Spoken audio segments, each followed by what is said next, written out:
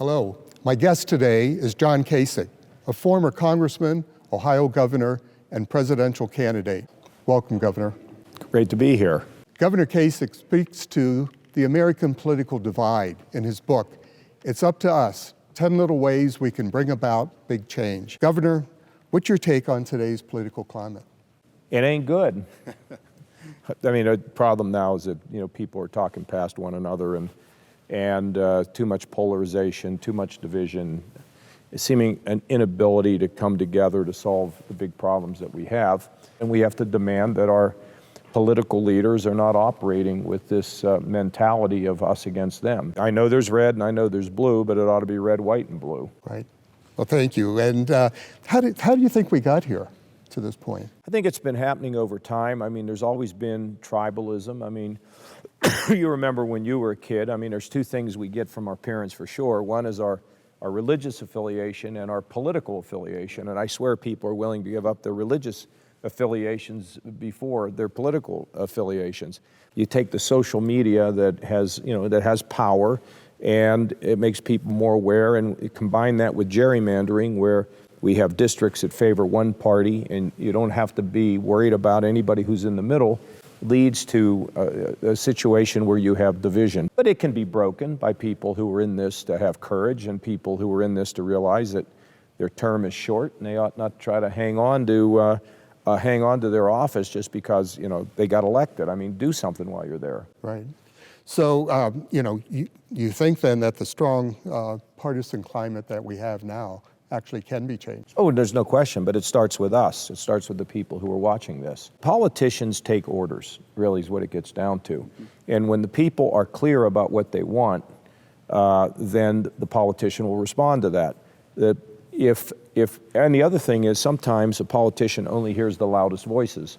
So if you're in elected office, at least for me, you need to figure out, okay, what is it that I'm supposed to do here to help heal the problems, try to give people opportunity, and I just have to pursue it. And if it's aggravating people, that's life, But you can then look back on your career and say, I tried to do something, as opposed to being afraid of loud voices or having to operate as, in a red uniform or a blue uniform. So how do we change it? And what role does free expression or free speech play in it? I think free speech is really critical. Let everybody get out there. Let the battle of ideas begin. And I think people can sort through what's right and what's not right. Well, I mentioned to you when I first met you that I grew up in Ohio, and Ohio has been a battleground in presidential elections for decades. And what kinds of policies should presidential candidates be pursuing to win Ohio and other Midwestern industrial states? Politicians should relate to the public. Their health care costs are too much, and they want to know what we're going to do to get them under control. They are worried that they're working in an industry that may disappear, or they have a job where they could perhaps lose their job because of technological developments, AI or whatever.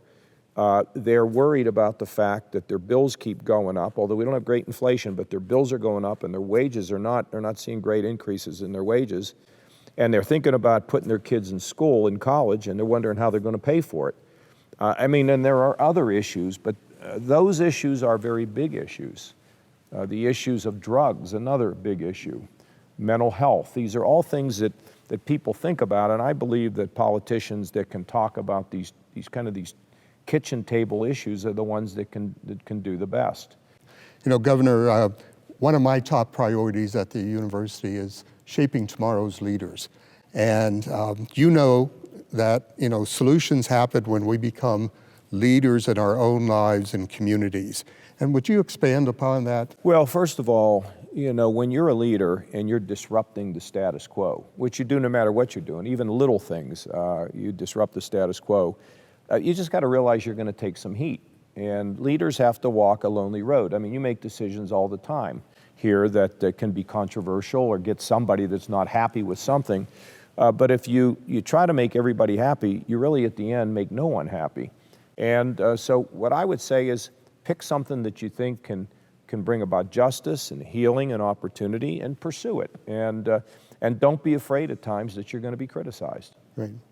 Well, Governor, I want to thank you for spending the time with us this evening, and It's an honor for me to be here. it was a real pleasure meeting with you. It's a great place. Thank you, sir. All right, Governor, and good thank luck you to you, very and much. God bless.